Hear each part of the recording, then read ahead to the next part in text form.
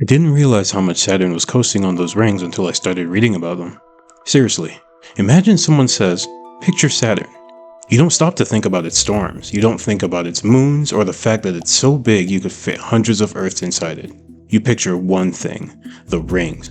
They're so tied to the planet that they've almost become its logo. Draw a circle with a thin band around it and people know exactly what you're talking about. I've always found that kind of funny. Every other planet has to earn your attention. Saturn walks in wearing jewelry.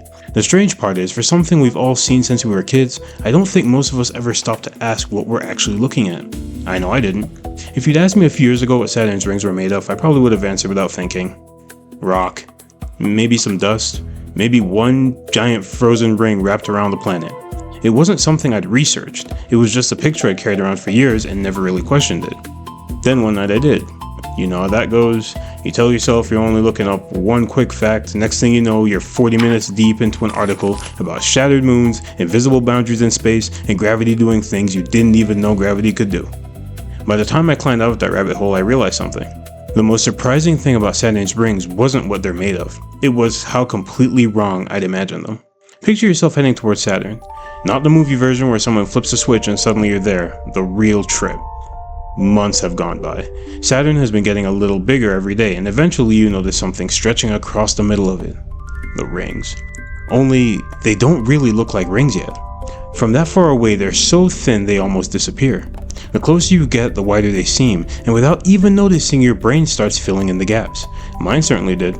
I imagined one enormous ring, solid, continuous, and perfectly smooth. It seemed like a reasonable guess. It just wasn't the right one. Because there isn't one ring waiting for you. There are more individual pieces than your brain is ever going to be comfortable picturing. Some are so small they disappear in the palm of your hand. Others are as big as houses, and a few are even larger. Every one of them is racing around Saturn on its own orbit, all following the same laws of physics, all somehow creating the illusion that they're one graceful object. From a distance, your eyes simplify the picture. The closer you get, the more complicated and honestly the more beautiful it becomes. It's a little like standing on a cliff overlooking a beach. From up there, the sand looks perfectly smooth. Walk down to the shoreline and that smooth strip suddenly turns into millions of individual grains. The beach didn't change. You did. That's basically the story of Saturn. Every better telescope, every spacecraft, every closer look didn't reveal a new ring. It revealed the truth that had been hiding inside the old picture all along. They're mostly frozen water.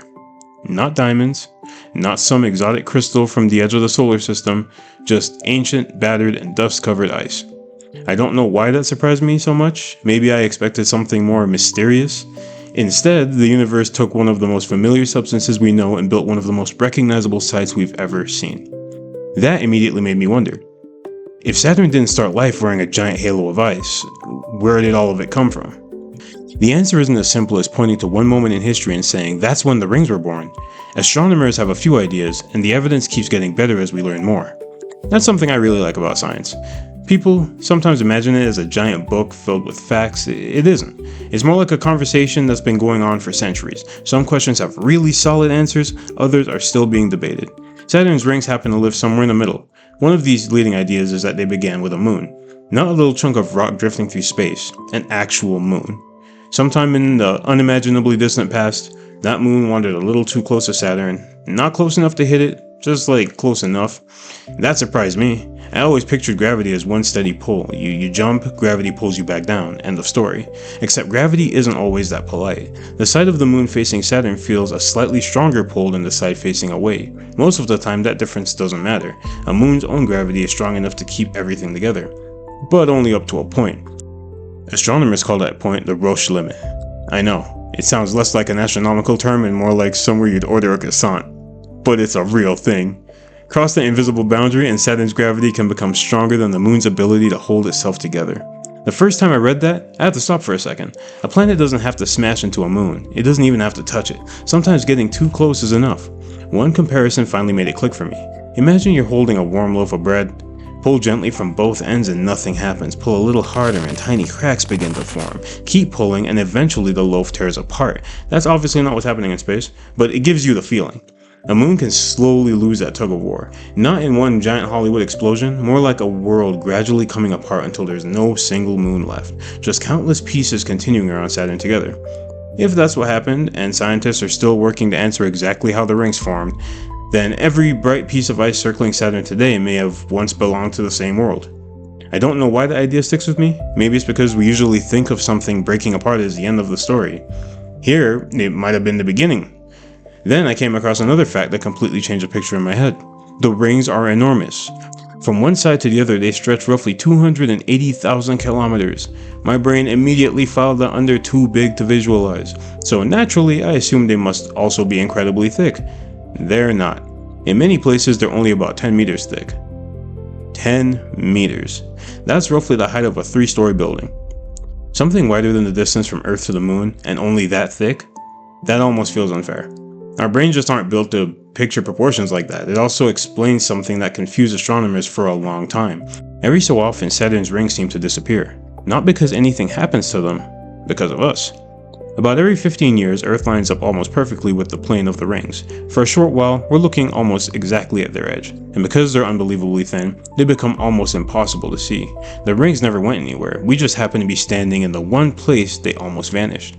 I love little moments like that. Sometimes reality hasn't changed at all, only our point of view has. There was one last question I couldn't shake. If there are billions of pieces of ice circling Saturn, why doesn't everything eventually crash into everything else? The answer is, some of it does. Little collisions happen all the time. A trunk breaks apart, another picks up a little more dust, 2 pieces drift together for a while before another bump sends them on separate paths again.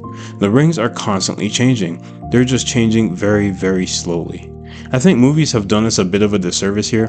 Whenever Hollywood shows an asteroid field, it's packed so tightly that pilots spend the whole scene weaving left and right, trying not to hit anything. Real space is almost the opposite. It's unbelievably empty.